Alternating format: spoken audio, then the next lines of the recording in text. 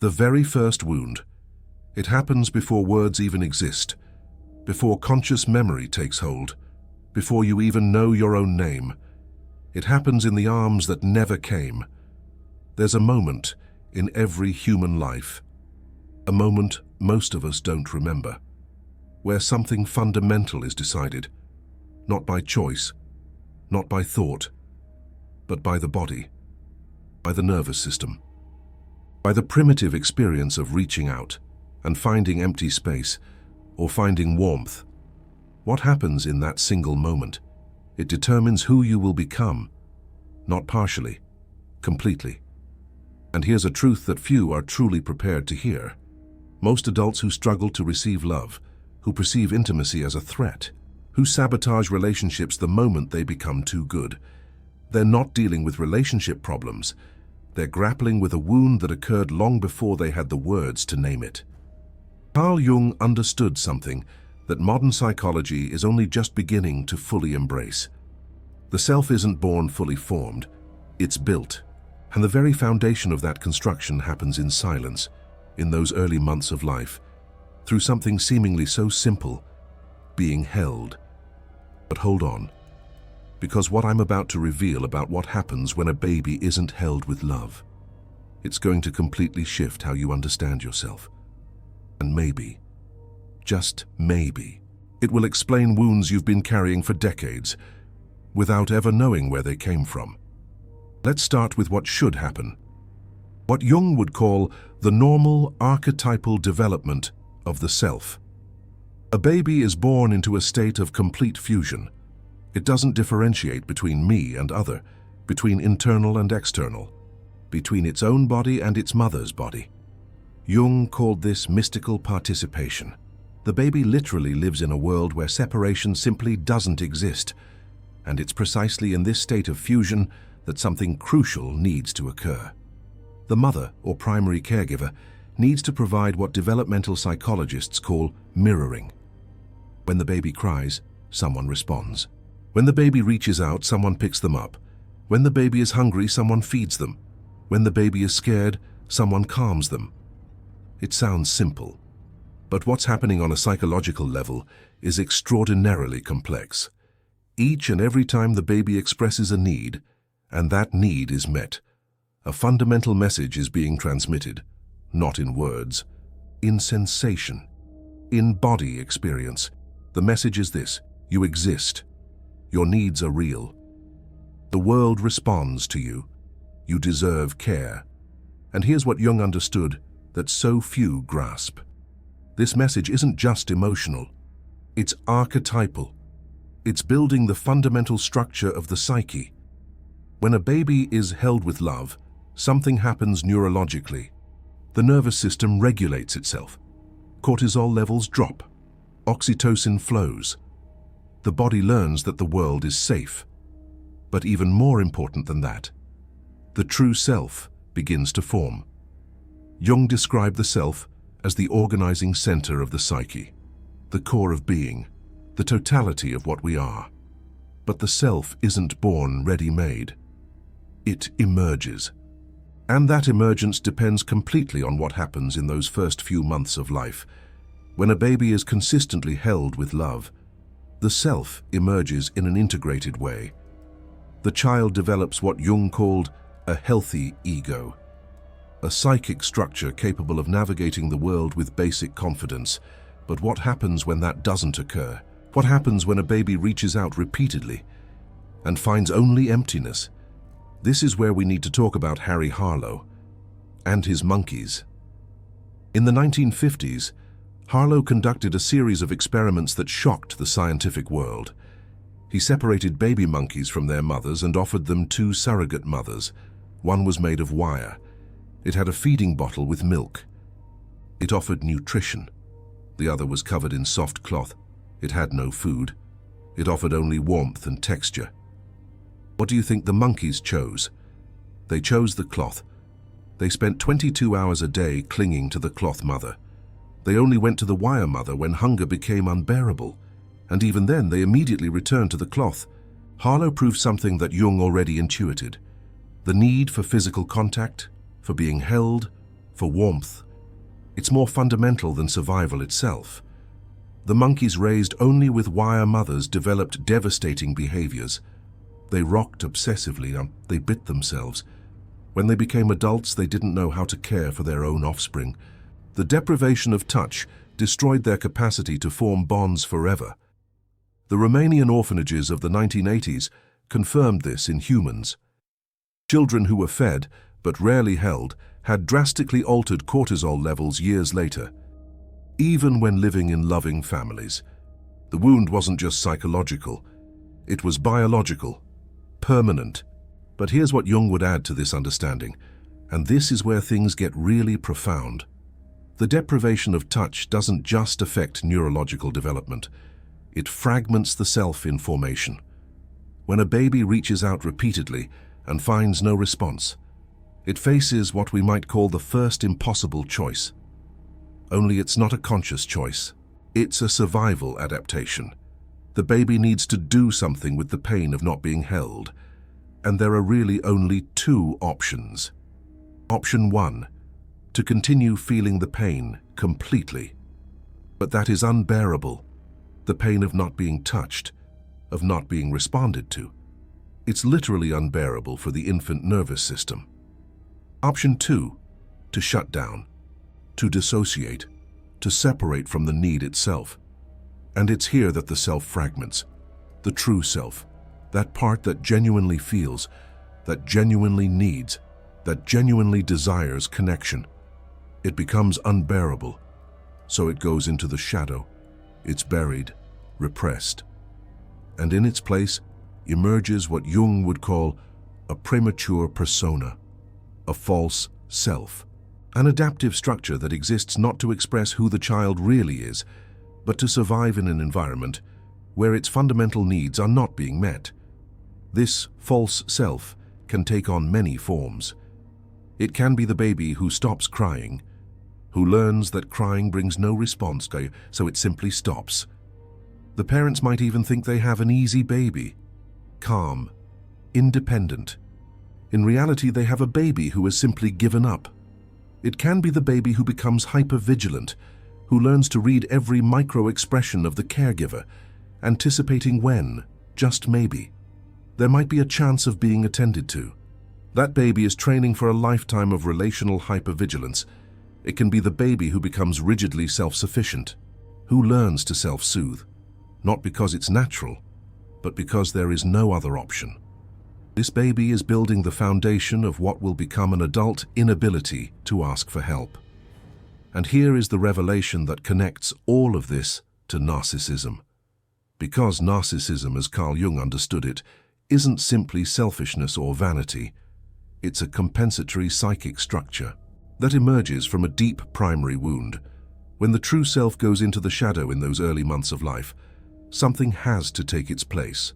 And what emerges is a structure that tries to compensate for that fundamental hole. In the grandiose narcissist, this compensation takes the form of inflation. The ego expands to fill the void.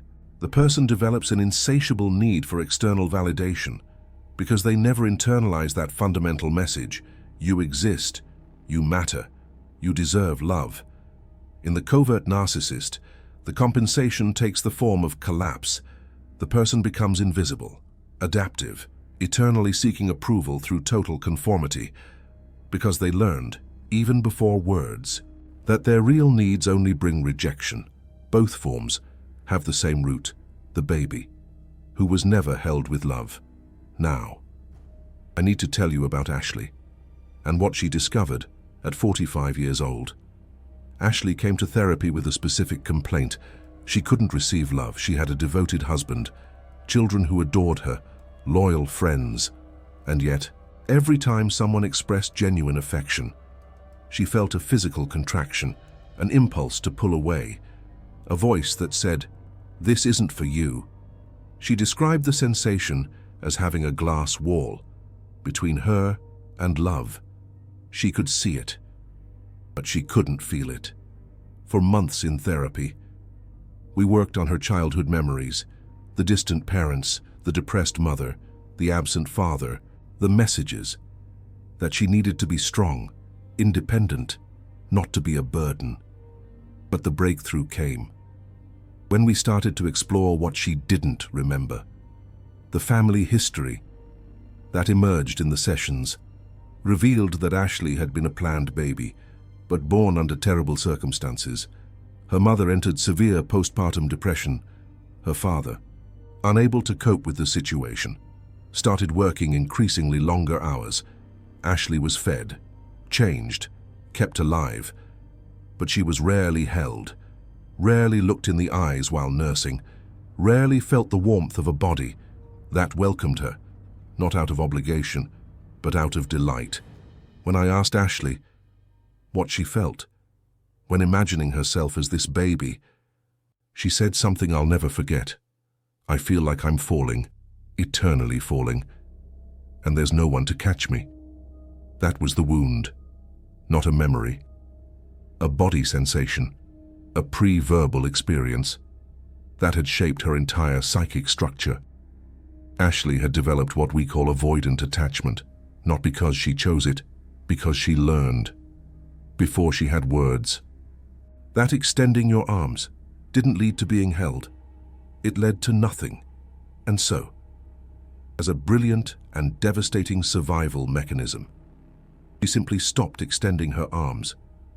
45 years later, she still wasn't extending her arms, not asking for help, not expressing needs, not allowing herself to need anyone.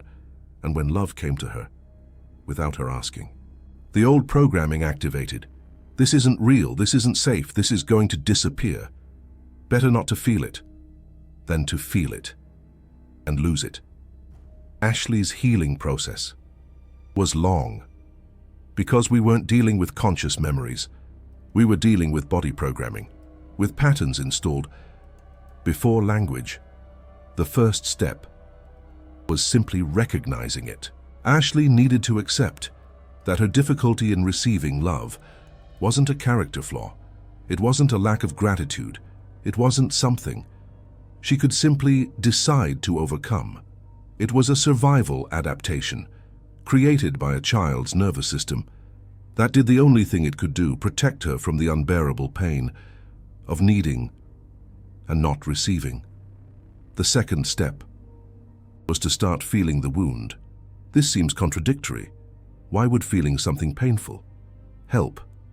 But Carl Jung knew that what we repress controls us.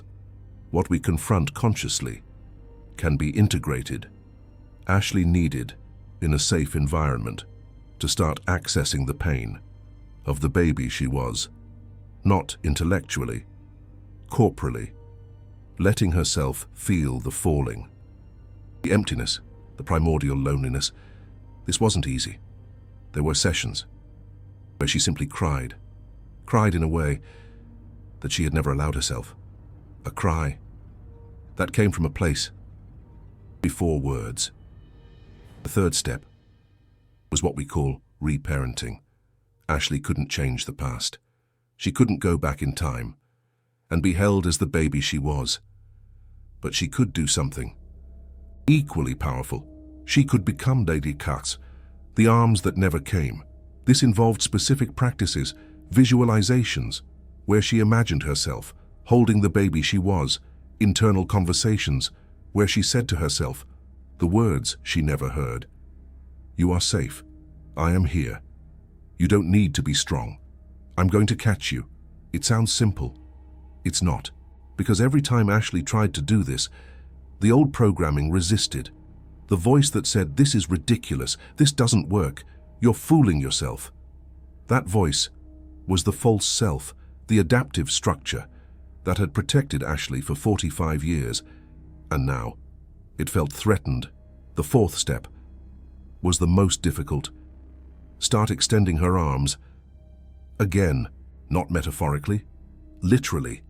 Ashley needed to practice asking for help, expressing needs, saying to her husband, "I need you," saying to her friends, "I'm not okay," allowing herself to be vulnerable in ways that her nervous system had been trained to avoid. Every time she did this, there was terror, the terror of the baby, who learned that extending your arms leads to emptiness, but now, unlike back then, there was a response.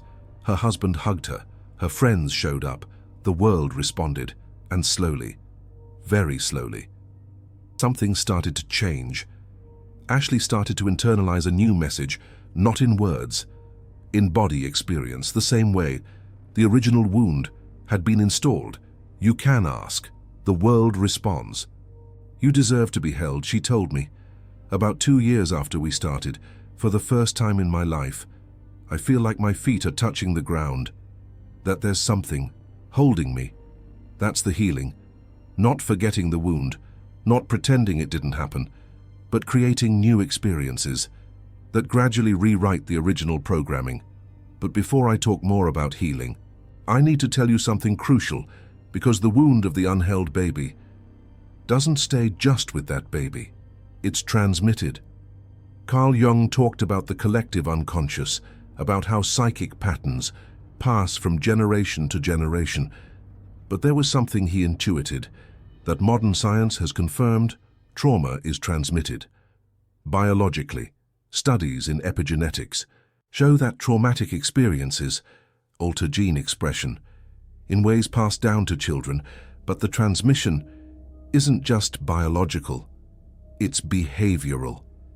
Ashley had 3 children, and despite every conscious effort to be different, she discovered something disturbing. In therapy, she had difficulty holding her babies. Not physically. She held them, yes. But there was something mechanical about it, a subtle disconnection, because how can you give what you've never received? Her children felt it, not consciously, but their nervous systems registered it. Mom is here, but she's not really here. The oldest son developed an anxious attachment style. The middle daughter, an avoidant attachment style, just like her mother. The youngest seemed the most well-adjusted, because she was born when when Martha had already started to process her own wounds. The difference wasn't genetic. It was the degree of healing that Martha had achieved when each child was born. And that brings us to a crucial truth. Breaking the cycle doesn't happen automatically. It's not enough to want to be different. It's not enough to love your children. It's not enough to swear that you'll never repeat what your parents did, because attachment patterns don't operate on a conscious level. They're etched into the body, into the nervous system, in programming that was installed before you even had words. To break the cycle, you have to do the work of recognizing the wound, feeling the wound, processing the wound, and gradually, patiently, creating new experiences that rewrite the old programming. Some people can do this on their own, through reading, reflection, meditative practices, and healing relationships. Many people need professional help, therapy that works not just with conscious memories, but with bodily experience, with the pre-verbal wound that can't be reached through conversation alone. But regardless of the path, the work is possible. And here's something that Carl Jung knew, and that modern science confirms: the brain is plastic. The nervous system can be rewired. New connections can be formed at any age. The wound of the unheld baby is real. It's deep. It's formative. But it's not destiny. Now let me show you the signs, because many of you watching this might be wondering, did this happen to me? You probably don't remember not being held. Conscious memory didn't exist yet, but your body remembers. Your psychic structure remembers. And that memory manifests in specific ways in adulthood. Here are 7 signs that you may have been a baby who wasn't adequately held with love. First sign: you have genuine difficulty receiving, not just gifts, compliments, help, love. When someone offers something good, your first reaction is to refuse, to minimize, to deflect. You might rationalize this as humility or independence, but the root is deeper. If you learned before words that your needs wouldn't be met, you learned not to have needs, and when someone tries to meet them now, it activates the old wound. It feels like danger. Second sign: physical intimacy makes you uncomfortable in subtle ways. You might enjoy sex, you might enjoy brief hugs, but there's something about being completely held, enveloped, contained, That triggers discomfort. You need to get out. You need to move. You need space. This isn't personal preference. It's the nervous system reactivating the experience of a baby who learned that arms around them meant emptiness, not safety. Third sign, you are rigidly self-sufficient, not just independent. Rigidly unable to ask for help, even when you desperately need it. You'd rather suffer alone than admit need. You pride yourself on solving everything on your own. This rigidity isn't strength. It's defense. It's the adaptation of a baby who learned there was no one to help. So it was better not to need anyone. Fourth sign, you have a chronic feeling that something is missing. You may have it all. Success, relationships, achievements. And yet, there's a persistent emptiness. A sense that something fundamental isn't in place. This emptiness is literal. It's the hole left by the absence of being held. No external achievement can fill it, because the wound is pre-verbal, prior to concepts of success or failure. Fifth sign, you become hyper-vigilant in relationships. You read every micro-expression of your partner. You anticipate rejection constantly. You interpret neutrality as withdrawal. You need frequent reassurance, but feel shame about asking for it. This hypervigilance is the inheritance of the baby who learned to obsessively monitor their caregiver, looking for any sign that maybe, just maybe, this time there would be a response. Sixth sign, your body carries specific chronic tension, raised shoulders, shallow breathing, a subtle but permanent contraction in your chest or stomach, as if you're always slightly prepared for impact. This tension is the body armor that Wilhelm Reich described. The body crystallizes the defense.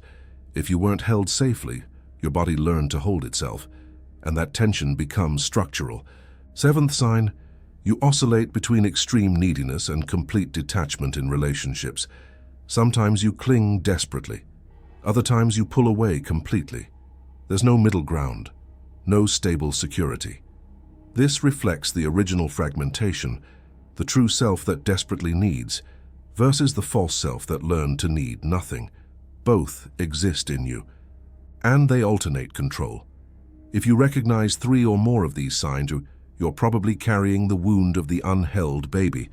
But here's something important I need to say before I continue.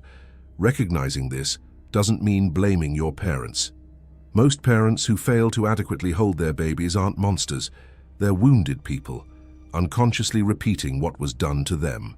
The depressed mother who couldn't hold her baby probably wasn't held by her own mother. The absent father probably had an absent father. The cycle perpetuates not through malice, but through unconsciousness. Carl Jung said that what doesn't become conscious manifests in our lives as destiny. The unconscious patterns repeat automatically, not because we want them to, but because we have no choice until we bring them to light. So the question isn't who's to blame. The question is, how do we interrupt the cycle? And here's the protocol that we've developed over years of working with this specific wound. First step, somatic recognition. The wound of the unheld baby isn't in conscious memory, it's in the body. So, the recognition needs to be bodily. This means paying attention to the sensations that arise when you're in situations of intimacy or vulnerability. The contraction in your chest, the urge to flee, the numbness that creeps in. Don't judge these sensations. Just observe. Start to map where in your body the wound lives. Second step, validation of the experience. After you've mapped the sensations, allow yourself to validate that they are real, that they point to something real that happened, that you're not just making up or exaggerating. Many people with this wound have difficulty validating it. Because the wound happened before memory fully formed, it feels like they can't prove it happened. You don't need proof. The sensations are the proof. The body doesn't lie. The body remembers what the mind has forgotten. Third step, gradual reparenting. This involves creating, internally, the experience that was missing, visualizing yourself, holding the baby you were, saying to yourself the words you needed to hear, offering yourself the warmth that didn't come. Start simple. 5 minutes a day, place your hand on your chest. breathe. Say internally, I am here. You are safe. I'm not going anywhere. Your nervous system doesn't distinguish between a real experience and a vivid visualization. By repeatedly creating the experience of being held, you begin to rewrite the programming. Fourth step, external corrective experiences. Internal reparenting is necessary, but not sufficient. You also need real experiences, where you extend your arms and find a response. This means practicing, asking for help, expressing needs, allowing yourself to be vulnerable with safe people.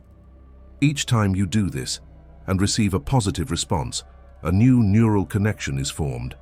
The old programming begins to weaken. Fifth step, radical patience.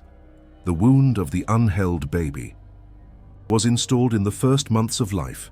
It shaped your entire psychic structure. It's not going to dissolve in weeks or months. Expect years, not as a sentence, but as a reality. The work is gradual, the changes are incremental, and there are relapses. In moments of stress, the old programming reactivates. You'll catch yourself going back to the old pattern. This is not failure, it's expected. Healing is not linear, it's spiral. You return to the same themes repeatedly, but each time from a different level of consciousness. If you've made it this far, you've just received information that can change your life. Information about a wound that few understand. What are you going to do with it? If this video has resonated with you, consider showing it through the super thanks below. Each super thanks videos is a sign that this content about deep childhood wounds needs to continue being produced, that there are people willing to do the work of confronting their own shadow. When you click on that golden heart, you are saying, I am part of who is breaking cycles. Now, let me tell you about Michael and how he used what he learned to save his grandchildren. Michael came to therapy at 62 years old, not for himself, for his grandchildren. He had observed his daughter repeating with her own children exactly what had been done to her, and to him before her, and to his father before him, 3 generations of children who weren't adequately held. Michael didn't want there to be a fourth. The work with Michael was different. He wasn't trying to heal his own wound for his own benefit. He was already 62. His life had already been shaped by the pattern. He was trying to interrupt the transmission. We started by mapping the lineage. Michael's grandfather had been a war orphan, raised in an institution, never held. He became a distant father, unable to demonstrate physical affection. Michael's father repeated the pattern: provider, physically present, emotionally absent, incapable of holding his children in a way that communicated love. Michael did the same, not by choice, by programming. But now, at 62, something had changed. Michael had had an experience that forced him to see. His youngest grandson, 2 years old, had reached out his arms to him, asking to be held. And Michael felt something that shocked him. Repulsion. Not for the grandson, for the intimacy, for the request, for the vulnerability. And in that moment, Michael saw the wound passing down, saw the cycle continuing, saw generations of children who extend their arms and find rigidity. Michael's choice was radical. At 62 years old, he decided to do the work that should have been done decades before. Admit that he had been an unheld baby, that he had repeated it with his children. Then came the deliberate practice. Each time his grandson extended his arms, Michael forced himself to pick him up. Even when the old programming screamed danger, he practiced being present in the act of holding, looking into his grandson's eyes, feeling the weight of his small body, allowing himself to be there completely. And something began to change. Not quickly, not dramatically, but perceptibly. Michael began to feel something that he had never felt when holding a child. Not obligation, not discomfort, but something close to pleasure. The pleasure of being connected, 2 years after starting the work, Michael told me something. Yesterday, my grandson fell asleep in my arms, and I stayed there. I didn't move. I didn't feel like moving. I stayed there, feeling him breathe. And I thought, this is how it should have been. Always. Michael's wound was not healed. 62 years of programming doesn't dissolve in 2 years of work. But the cycle was being interrupted. His grandson was having an experience that he never had, that his father never had, that his grandfather never had. The experience of extending your arms and finding not emptiness, but presence. And that changes everything, because the baby who is held with love develops a different foundation, a self that emerges integrated instead of fragmented, a capacity to trust that doesn't need to be built later because it's already there. From the beginning, Michael couldn't give that to himself. He couldn't give it to his children, but he is giving it to his grandchildren, and they will give it to their children. The cycle that operated for at least 4 generations is being broken by a 62-year-old man who had the courage to look at his wound. This is what is possible. Not perfection, not complete healing, but conscious interruption of patterns that repeat in the dark. Carl Jung said that the psyche tends towards totality, that there is a force within us that seeks integration, healing, completeness. That force is in you. Now, the wound of the unheld baby is real. It's deep, it's formative. But you are not just your wound. You are also the consciousness that can recognize the wound, the love that can hold the wounded part, the strength that can choose differently. Now, before I finish, I need to ask you a question. In the comments below, I want you to write one thing. What is the sign that you most recognized in yourself? The difficulty receiving? The rigidity of self-sufficiency? The relational hypervigilance? The chronic bodily tension? You don't need to tell your whole story. Just identify the main sign. When you name something in the comments, you are bringing it to consciousness. You are pulling it from the shadow. You are starting the work. And when you read the comments of others who have recognized the same signs, something powerful happens.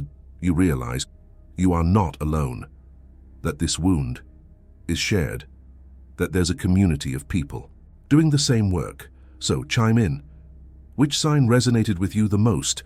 And if this video struck a chord with you, consider sending it to someone who you think needs to hear this. Sometimes the right message at the right time can spark a transformation. The baby you were cannot be held retroactively, but the adult you are can learn to hold themselves, can create corrective experiences, can break generational cycles, can become the arms that never came. And when you do that, you're not just healing yourself, you're healing a lineage. You're freeing future generations from a wound that doesn't need to be passed down. That is the work. Difficult, lengthy, necessary, and absolutely possible.